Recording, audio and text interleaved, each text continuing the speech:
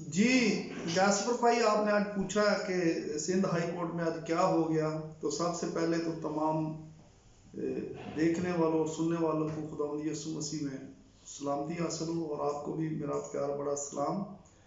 आज Sindh high court में कोई गैर मुतवक्किल फैसला नहीं आया, बल्कि जो हमने उम्मीद की थी या पिछले जो तबसरे आप उठा के देखें तो एन हमारी प्रोडिक्शन के मुताबिक ये एक जो केस का फैसला हुआ है। आज आरजू राजा केस अपने मंतकी अंजाम को पहुंच गया। तो मैं ये ज़ाती तौर पर चाहता हूँ कि पूरी कौम के सामने पूरा सच आए। आज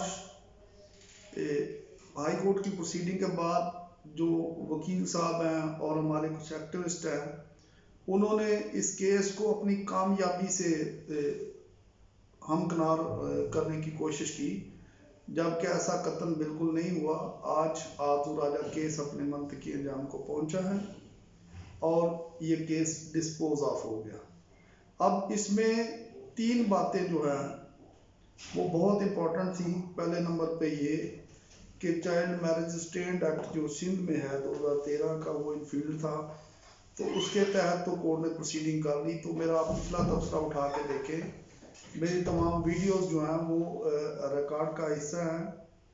आप जो साथी जो दोस्त देखना चाहें उनको देखें कि मैंने पहले ही आपको अर्ज की थी कि इस केस में एक माइनर बच्ची की शादी ही नहीं जुड़ी, उसके साथ उसकी कस्टडी और उसका रिलीजन भी जुड़ा। तो आज अजहर अली की तरफ से जो आरजू राजा की पिटीशन थी, जिसमें आरजू राजा पिटिशनर थी, उसमें कोर्ट ने ये केस को डिसमिस नहीं किया, बल्कि इसको डिस्पोज ऑफ कर दिया। यानी कि आरजू राजा की कस्टडी के ऊपर भी कोई फाइंडिंग्स नहीं कोर्ट की आई, और ना ही आरजू राजा का रिलीजन डिसाइड हुआ। तो मैं उन तमाम एक्टिविस्ट को जो इस केस को आगे लेके चल रहे हैं, उनसे ये मेरा सवाल बनता है, और मुझे ये सवाल पूछना भी चाहिए कि हमारे मोअज़्ज़ज़ वकला ने अदालत में आरजू राजा की कस्टडी को प्रेस किया, क्या इसके ऊपर कोई पिटीशन फाइल की? क्या आरजू राजा के रिलीजन को जो रिवर्स होने के लिए कोई कॉन्स्टिट्यूशनल पिटीशन फाइल की? तो जवाब आएगा बिल्कुल नहीं।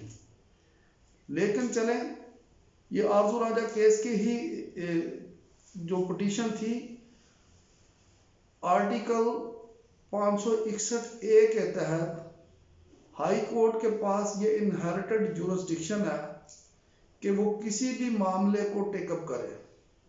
अब मैंने पहले जनाब के सामने एक बात रखी थी कि चाहे हम ये केस हार ही जाएं, लेकिन हमें अदालत में बच्ची की कस्टडी को और उसके रिलीजन को भी प्रेस करना चाहिए।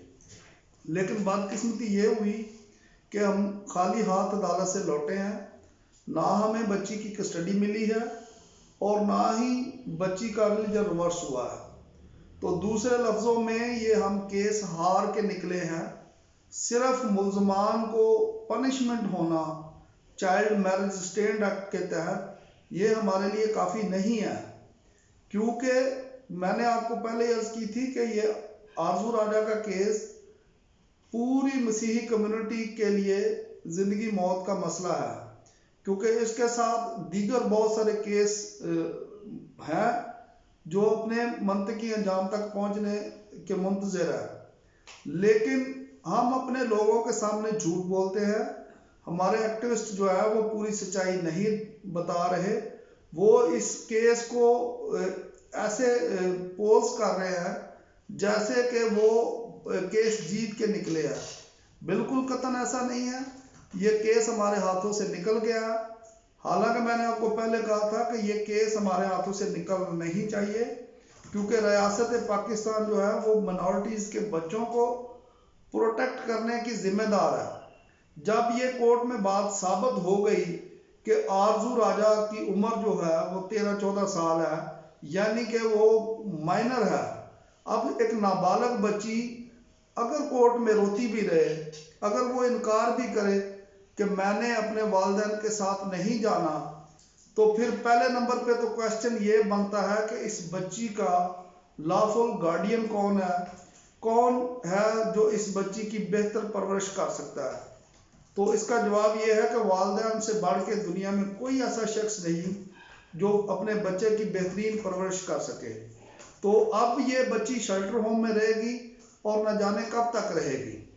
اب اگلا کویسچن یہ بنتا ہے کہ کیا اس بچی کا ریلیجن جو ہے وہ مسیحی ہے یا یہ اب بچی مسلمان ہو چکی ہے؟ تو اس کے اوپر بھی ہمارا یہ کنسرن ہے کہ جب یہ بات کورٹ میں آ گئی کہ اس بچی کا جو مینٹل کیپیسٹی ہے یا کیپبلٹی ہے وہ اتنی کافی نہیں، تو ہمارے جو عدالتی نظائر ہیں، جو پریسیڈنٹس ہیں، وہ موجود ہیں جو یہ بات روز روشن کی طرح یاد کرتے ہیں کہ اگر بچہ ریلیجن چینج کر بھی لے تو اس کے والدین کو اس کی کسٹڈی سے محروم نہیں رکھا جا سکتا۔ لیکن بدقسمتی سے ہمارے ہاتھ آج کچھ بھی نہیں لگا۔ ہمارے جو بڑے بڑے نامی گرامی جو ایکٹیوسٹ ہیں انہوں نے اس کیس میں خاطر خواہ کام کیا، لیکن بدقسمتی سے ہم یہ کیس جو ہے وہ کسی الٹیمیٹ اینڈ تک نہیں لے جا سکے۔ ہمارے جو وکلا ہیں انہوں نے اگرچہ بہت محنت کی۔ تو اس کے ساتھ ہی میں اگلا سوال یہ پوچھوں گا ان تمام لوگوں سے جنہوں نے اس کیس کو اس سطح پر لے کے آئے کہ یہ کیس جو ہے اب دو مذاہب کے درمیان ایک بون آف کنفلکٹ بن گیا۔ تو کیا آپ نے اس بچی کی کسٹڈی کے لیے الگ سے کوئی کانسٹیٹیوشن پٹیشن فائل کی ہے؟ کیا آپ نے اس بچی کے ریلیجن کو چیلنج کرنے کے لیے، اس کی کنورژن کو چیلنج کرنے کے لیے کوئی الگ سے کانسٹیٹیوشنل پٹیشن جو ہے وہ فائل کی؟ تو آپ کو جواب ملے گا بالکل نہیں کی۔ اس کا مطلب یہ ہے کہ آج تک اس کیس کے اوپر صرف مذہبی اور سیاسی پوائنٹ سکورنگ ہوتی رہی ہے۔ میں نے پہلے یہ عرض کی تھی کہ بہت سارے ہمارے نامی گرامی کرسچن وکلا ہیں جو اس کیس کو سمجھتے ہیں، تو ان کی خدمات کو فراموش نہیں کرنا چاہیے۔ ہمارے لاہور میں بڑے بڑے اچھے وکلا پڑے ہیں، کراچی میں اچھے وکلا پڑے ہیں۔ تو یہ کیس جو ہے وہ صرف اب چائلڈ میرج اسٹینڈ ایکٹ کی حد تک ہی رہ گیا، جس کا نیچے ٹرائل چلے گا، اور آپ دیکھیں گے کہ چند ہی دنوں میں اظہر علی جو اس کیس کا مین کلپریٹ ہے وہ بھی باہر ہوگا، اور اگر کسی کو پنشمنٹ بھی ہوئی تو وہ معمولی سی ہوگی۔ لیکن اگر کسی کو پنشمنٹ ہو بھی جائے، اگر کوئی اس میں سزا یافتہ ہو بھی جائے، تو ہمیں تو بچی کی کسٹڈی سے تعلق تھا نا، ہمارا تو کنسرن اس کے کنورژن کے اوپر تھا نا۔ لیکن بدقسمتی سے یہ کیس ڈسمس نہیں ہوا بلکہ ڈسپوز آف ہوا ہے۔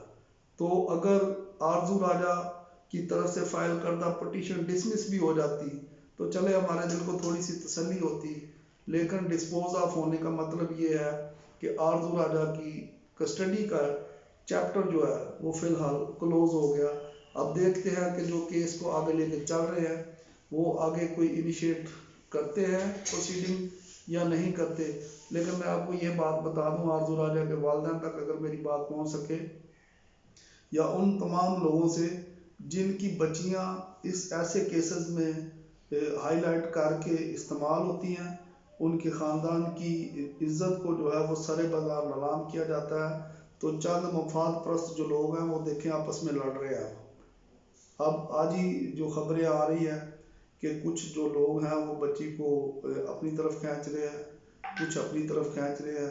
تو خدا را مسیحی قوم پہلے ہی بڑے بحران کا شکار ہے، ہمارے پہلے ہی بچے غیر محفوظ ہیں۔ یا حق کی بات کریں گے یا سچائی کی بات کریں گے تو باہر والے تو آپ کو بعد میں پتھر ماریں گے، پہلے آپ کو اپنے گھر سے ہی پتھر پڑنا شروع ہو جائیں گے۔ تو گاسپر بھائی آپ ایسا کریں، اپنے لوگوں کو سمجھائیں کہ میں نے پہلے آپ کو کہا تھا کہ ہمیں عدالت سے کوئی زیادہ توقعات وابستہ کرنے کی ضرورت نہیں۔ تو پھر آپ سمجھے نا کہ میں شاید علم نجوم بھی جانتا ہوں کہ میں نے آپ کو پہلے کہہ دیا تھا کہ یہ ہوگا، اور بالکل وہی ہوا جس کے ہم تبصرے کرتے رہے ہیں۔ لیکن آج ہمارا دل جو ہے قانون کے طالب علم ہونے کے ناطے بڑا جس کو کہتے ہیں افسردہ ہے کہ باہر نکل کے ہم چرچ کے سامنے لیٹ کے جو ہے وہ شکر گزاری کی دعائیں کر رہے ہیں۔ کرنی چاہیے شکر گزاری، اچھی بات ہے، دعائیں بھی کرنی چاہیے، چرچ بھی جانا چاہیے، روزے بھی رکھنے چاہیے، لیکن جو کام کرنے والے ہیں وہ بھی ساتھ نہیں چھوڑنے چاہیے۔ کام کرنے والا یہ ہے کہ اس کیس میں آرزو راجہ کی کسٹڈی کو پریس کرنا چاہیے اور آرزو راجہ کے کنورژن کو بھی چیلنج کرنا چاہیے۔ اگر کسی فورم پہ اوپر کوئی دوست میری آواز سن رہا ہے تو وہ الگ سے اگر کوئی کانسٹیٹیوشن پٹیشن فائل کرتا ہے تو پھر یہ ممکن ہو سکے گا کہ آرزو راجہ کی کسٹڈی شاید اس کے والدین کو مل جائے، لیکن سرے دست اس کی کوئی امید نظر نہیں آتی۔ ہم اپنے لوگوں کو صرف جھوٹی تسلیاں دیتے ہیں اور اپنے لوگوں کو ایک کیس کو کھڑا کر کے یہ دیکھیں نا، اب آرزو راجہ کیس کو اس سٹیج پہ لے جایا گیا جہاں ہمارے پاس واپسی کا راستہ ماسوائے تباہی کے راستے کے اور کچھ نہیں تھا، اور آج اس کیس کے ڈسپوز آف ہونے سے بہت سارے لوگوں کی امیدیں ٹوٹ گئی۔ بہت سارے اور کیس جو ہے وہ اب اپنے کسی انجام سے تک پہنچنے سے پہلے ہی اپنی موت آپ مر جائیں گے۔ تو میں امید کرتا ہوں کہ جہاں ہمیں عدالتوں کی طرف مایوسی کا سامنا کرنا پڑتا ہے، وہیں ہمارے سو کالڈ جو ایکٹیوسٹ ہیں اور ہمارے جو یہ لیڈر ہیں، ان کو بھی اب ہوش کے ناخن لینے چاہیے، ان کو بھی اپنی قوم کو سچ بتانا چاہیے، اور سچ یہی ہے کہ اس ملک میں امیر کا قانون اور ہے اور غریب کا قانون اور ہے۔ غریب کے لیے ماسوائے دھکوں کے اور ماسوائے مایوسی کے کچھ نہیں رکھا۔ تو آپ اپنے بچوں کو ابھی سے ایجوکیٹ کرنا شروع کریں کہ اس ملک میں اگر جینا ہے تو آپ کو اپنے زور بازو پہ جینا پڑے گا۔ آپ کو قانون کا سہارا تو مل جائے گا، لیکن انصاف شاید کہیں کتابوں میں ملے گا۔ بہت شکریہ، تھینک یو۔